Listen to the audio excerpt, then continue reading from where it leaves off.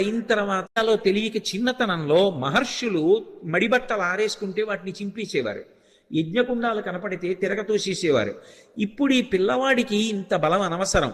వీడు పెద్దవాడు అయిన తర్వాత వీడికి అవసరం వచ్చినప్పుడు గుర్తొస్తే చాలని వాళ్ళు చేపురీరం రఘుశ్రేష్ఠ నాతి క్రుద్ధాతి మంజబహ అంటారు ఉత్తరాఖండలో. వాళ్ళు ఏం కోపంతో కాదు, ఇప్పుడు ఇందుకు ఈ పిల్లాడికి ఇంత బలం అవసరం వచ్చినప్పుడు గుర్తొస్తుంది. ఈ పిల్లవాడి బలాన్ని వీడికి మళ్ళీ జ్ఞాపకం చేస్తే వీడికి జ్ఞాపకం వచ్చి శాపం పోతుంది అని శాపం ఇచ్చారు.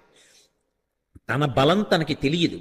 అందుకే వాలి తరువుకొస్తున్నప్పుడు కూడా కిష్కింధకాండలో సుగ్రీవుడు పారిపోతుంటే హనుమ కూడా వెళ్ళిపోయారు తప్ప వాలికి ఎదురు తిరగలేదు.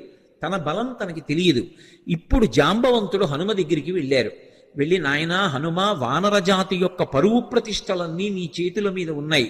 ఇంతటి బల సంపన్నుడవి. ఈ లోకంలో ముగ్గురున్నారు గమనవేగం ఉన్నవారు.